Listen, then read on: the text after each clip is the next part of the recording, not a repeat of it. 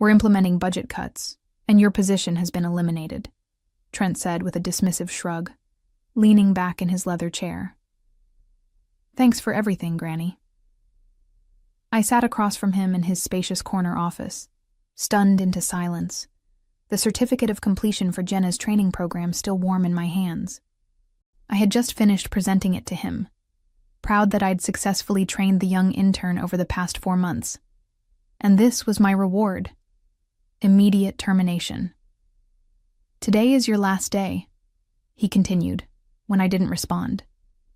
Human Resources has prepared your final paycheck and severance, 2 weeks' pay. My name is Becky Smith. I'm 61 years old, and after 7 years as the project coordinator at Everline Urban Design in Omaha, Nebraska, I'd just been fired. 7 years of ensuring every permit was filed correctly, every deadline was met, and every regulatory hurdle was cleared. All ended in a 3-minute conversation on a Friday morning. Budget cuts? I finally managed, my voice steadier than I felt. The same week we secured the $35 million Riverside development project, Trent had the decency to look slightly uncomfortable, adjusting his expensive tie. It's a strategic restructuring. Jenna will be taking over your responsibilities now that you've completed her training. Jenna Blake, the 24-year-old intern I'd been training since March, the one I'd patiently taught everything about the complex web of city regulations, contractor relationships, and permit applications. The one who had no actual experience in urban development, but boasted thousands of followers on social media. I see, I said, gathering my dignity around me like armor. Will there be a transition period? The Riverside project has several critical permits pending. That won't be necessary, Trent replied, already checking his phone. You've done a thorough job training Jenna. She's up to speed on everything. I doubted that very much. 4 months of training couldn't replace 7 years of experience, let alone the 3 decades I'd spent in this industry before joining Everline. But arguing would accomplish nothing. Human Resources will help you clear out your desk, Trent added, standing to signal our meeting was over. We've arranged for security to escort you out by noon. Security escort? As if I might what? Steal office supplies? Sabotage files? After 7 years of loyal service, this final indignity burned worse than the firing itself. Thank you for the opportunity, I said, rising from my chair with all the poise I could muster. It took every ounce of self-control not to tell him exactly what I thought of him and his strategic restructuring. As I walked out of his office, I saw Jenna waiting by the reception desk, excitement poorly concealed behind a mask of professional concern. She'd known this was coming. Perhaps she'd even orchestrated it. And in that moment, as the reality of my situation sank in, I made a decision. I wouldn't fight. I wouldn't scream. I would simply leave. What they didn't know was how ugly this would get for them. 2 hours later, I placed the small box containing my personal belongings in the trunk of my car and sat in the driver's seat, finally allowing myself a moment to process what had happened. 7 years of dedication ended with budget cuts, Granny, and a security escort. I hadn't always worked at Everline. For most of my career, I'd been at larger firms in Omaha's development sector. But 7 years ago, when the housing market crashed and layoffs swept through the industry, Trent had recruited me specifically for my regulatory expertise. We need someone who knows how to navigate the system, he'd said then. Someone with established relationships at the city planning office. Those relationships had been crucial to Everline's growth from a struggling 5-person studio to one of Omaha's most promising architecture firms. The Riverside development was their biggest project yet, a $35 million mixed-use complex that would transform the downtown riverfront. I'd spent months securing the preliminary approvals, calling in favors from contacts I'd cultivated over decades. I hadn't minded when Trent asked me to train Jenna. New blood was important in any company, and I enjoyed mentoring younger staff. For 4 months, I'd patiently explained every form, every deadline, every unwritten rule that made the difference between a stalled project and a successful one. The trick with the zoning office is to submit on Tuesdays, I told her. Harold reviews applications on Wednesdays, and he's much more lenient than the Thursday staff. Jenna had nodded, taking careful notes, asking thoughtful questions. I'd been impressed by her attention to detail, her apparent eagerness to learn. I'd even defended her when other staff complained about her constant social media posting.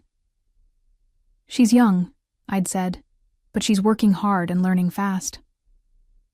What I hadn't seen were the private meetings with Trent, the lunches they shared, the way she positioned herself as the innovative future while subtly painting me as the outdated past. I started my car but didn't immediately drive away. Instead, I pulled out my phone and called my daughter, Catherine. "Mom, aren't you at work?"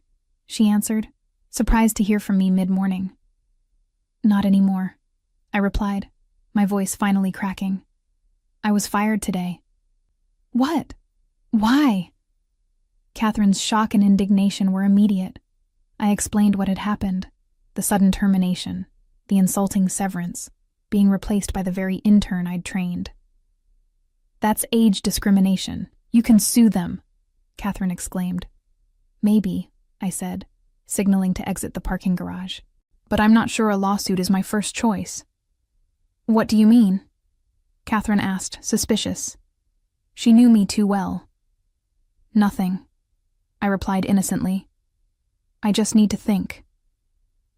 What I needed to think about was how best to remind Everline of exactly what they'd thrown away. That evening, I sat at my kitchen table with a cup of tea and my laptop, still processing the abrupt end to my career at Everline. The shock had faded, replaced by a simmering anger that I rarely allowed myself to feel. I wasn't just angry about losing my job. I was furious about how it had happened.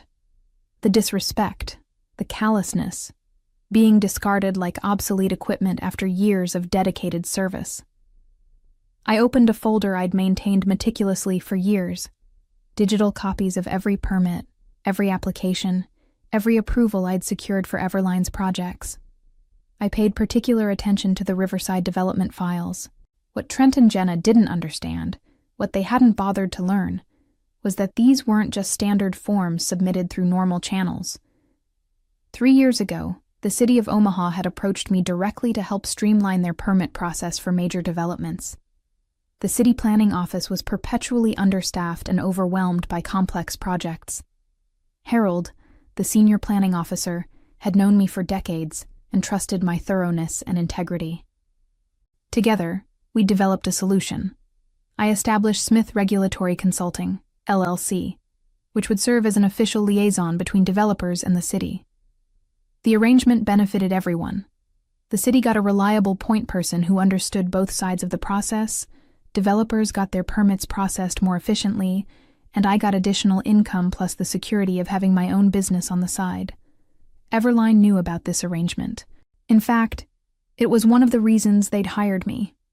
What they'd failed to grasp, or perhaps simply forgotten in their rush to replace me with a younger model, was that my company wasn't just a pass-through entity. It had real authority in the permitting process.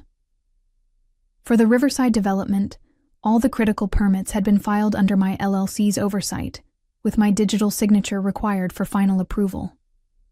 Without me, those permits were in limbo. I closed my laptop and sipped my tea, considering my options. I could sign off on the permits as a professional courtesy, allowing Everline to proceed without interruption. That would be the nice thing to do, or I could remind them of exactly what they'd lost when they fired me. My phone buzzed with a text from Catherine. "Don't do anything rash, Mom. Talk to a lawyer first." I smiled. My daughter really did know me too well. The next morning, Saturday, I contacted my friend Victoria, who happened to be an employment attorney. We met for coffee at a quiet cafe downtown. "They can't just fire you because of your age," Victoria said after hearing my story.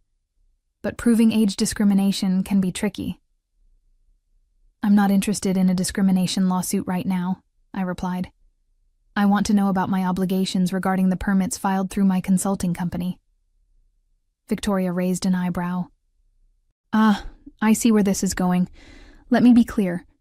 If those permits were filed through your LLC and your signature is required for finalization, you are under no obligation to provide that signature without proper compensation for your services. And if Everline assumed those services were covered under my employment with them, that would be their mistake, Victoria said with a small smile. Especially if your consulting work was established as a separate business entity. Do you have documentation of the arrangement? I nodded, thinking of the folder on my laptop. Perfect, Victoria said. Let me draft a letter outlining your position. As I drove home from our meeting, I felt a strange sense of calm. For the first time since hearing Trent's dismissive budget cuts Granny, I felt in control again. Monday would be interesting. Monday morning arrived with a flurry of missed calls and increasingly frantic text messages from Everline. I ignored them all as I calmly went about my morning routine: breakfast, crossword puzzle, a bit of gardening in the early spring sunshine.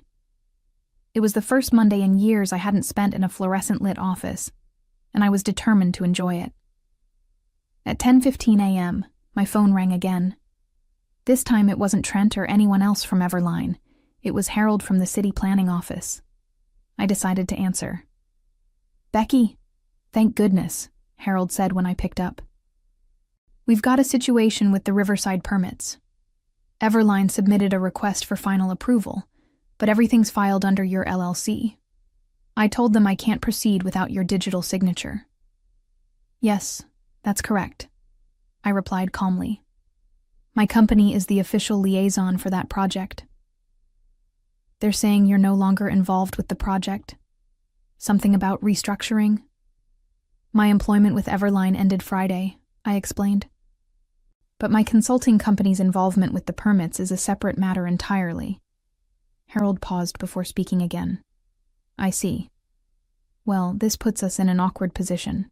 The city can't proceed without your sign-off, but Everline is insisting we bypass you." "That's not possible under our agreement with the city, is it?" I asked, already knowing the answer. "No, it's not," Harold confirmed. "The expedited process we established requires your verification. Without it, they'd need to resubmit everything through the standard channels." "And how long would that take?" Harold laughed. "For a project of Riverside's size? Months at minimum. Plus they'd lose their place in line."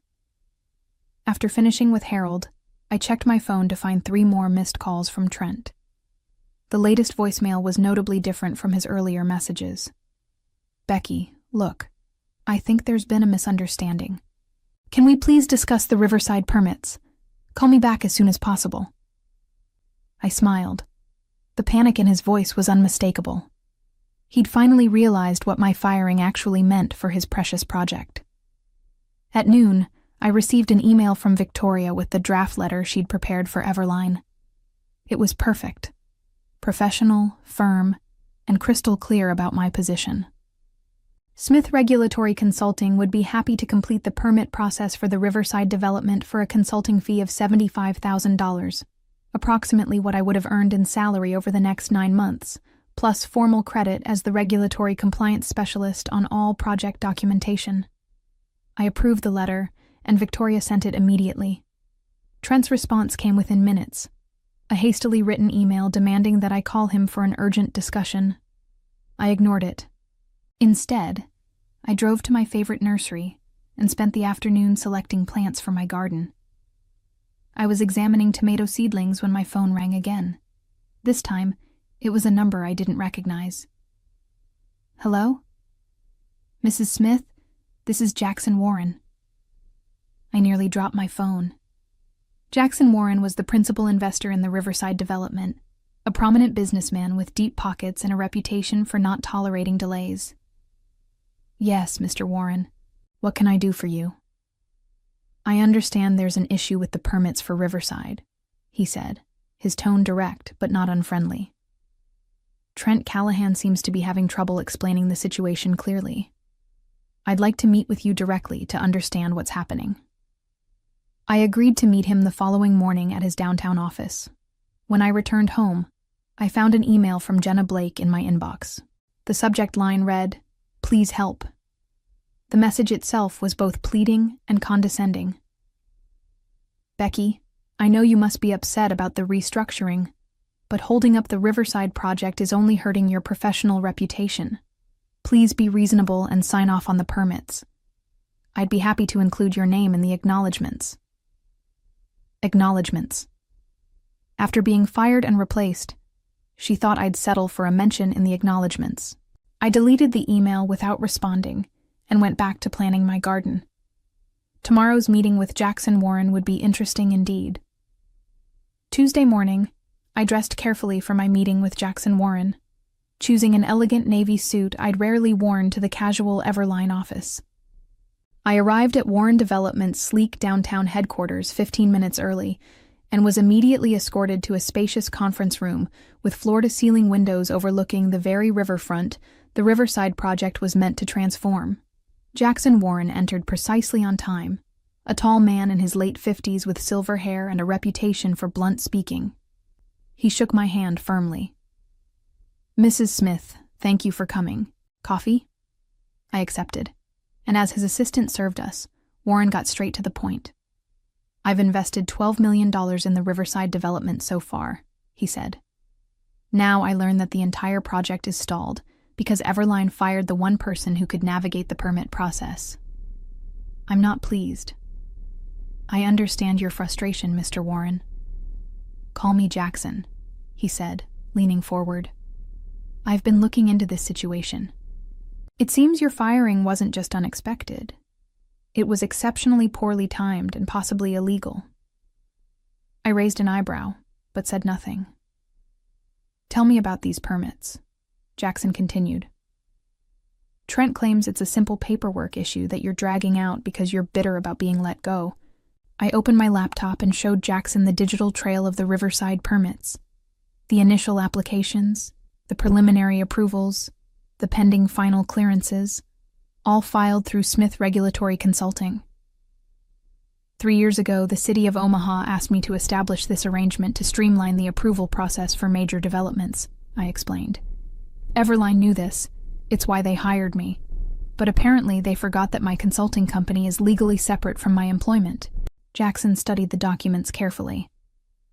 "And without your signature on these final approvals, the project can't move forward. Everline would need to resubmit everything through standard channels, which would take months at minimum." "I see." Jackson sat back, his expression thoughtful. "And you sent them terms for completing the process?" "My attorney did, yes. A consulting fee plus professional credit for my work. Reasonable terms. $75,000, about 9 months of the salary they were no longer willing to pay me, plus recognition as the regulatory compliance specialist on project documentation." Jackson nodded slowly. "And their response?" "Demands that I call Trent for an urgent discussion.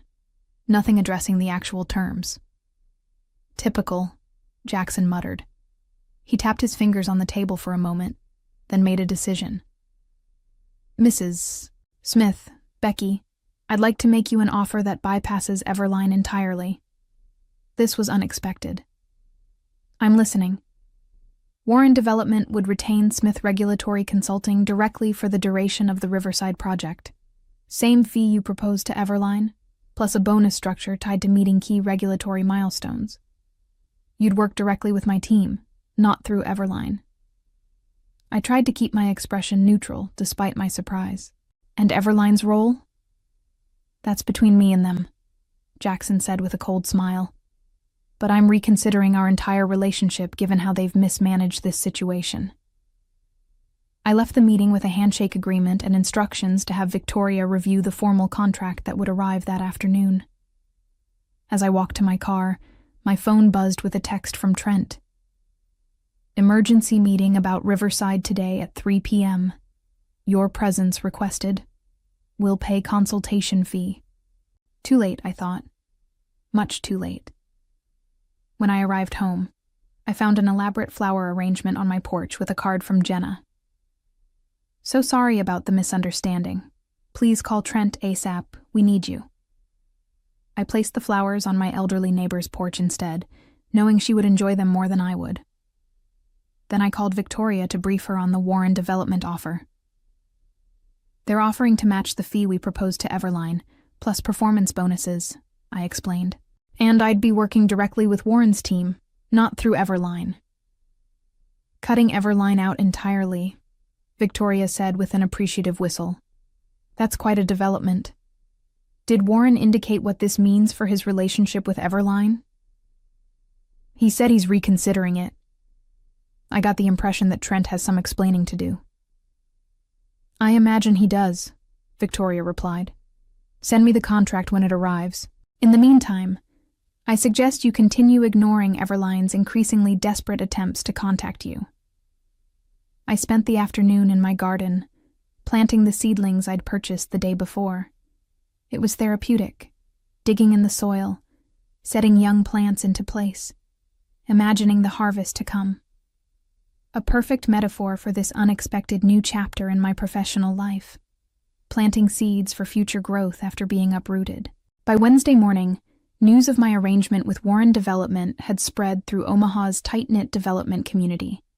My phone buzzed constantly with calls and messages from former colleagues, other developers, and even journalists seeking comments.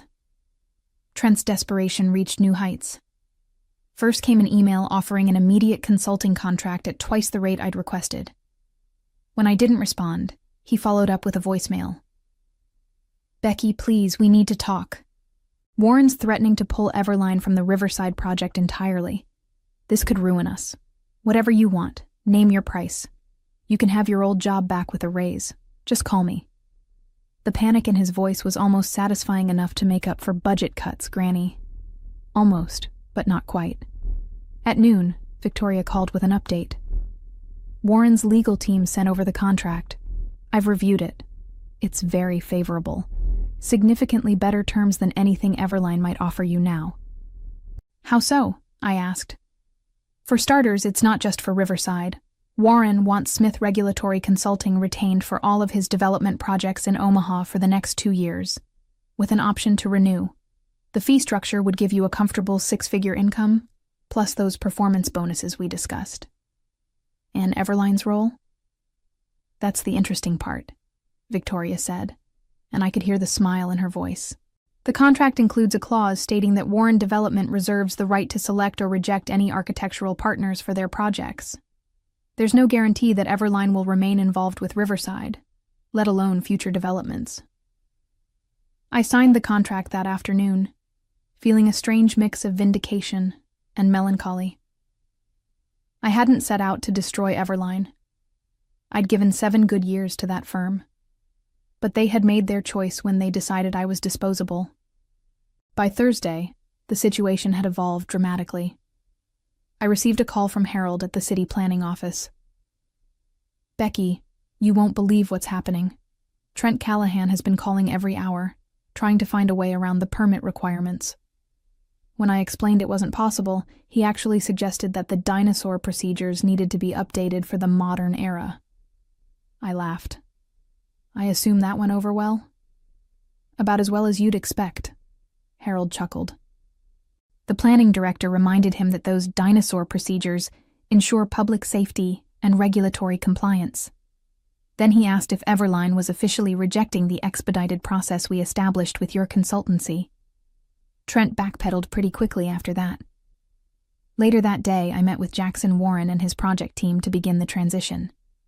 As we sat in Warren Development's sleek conference room, Jackson made a surprising announcement. I've decided to terminate Everline's contract for the Riverside development, he stated matter-of-factly. Their mishandling of the permit process demonstrates a fundamental lack of professional judgment that I'm not willing to risk on a $35 million project. What about the architectural plans they've already completed? I asked, stunned by the decisiveness of his move. We've retained ownership of all plans and specifications per our contract, Jackson explained. I've already reached out to Hartman and Associates to take over. They've agreed to honor the existing designs with some minor modifications. Hartman and Associates was Everline's biggest competitor in Omaha. The irony wasn't lost on me. Now, Jackson continued, turning to me with a smile, let's discuss how we get this project back on track. With your expertise leading our regulatory compliance efforts, I'm confident we can make up for lost time.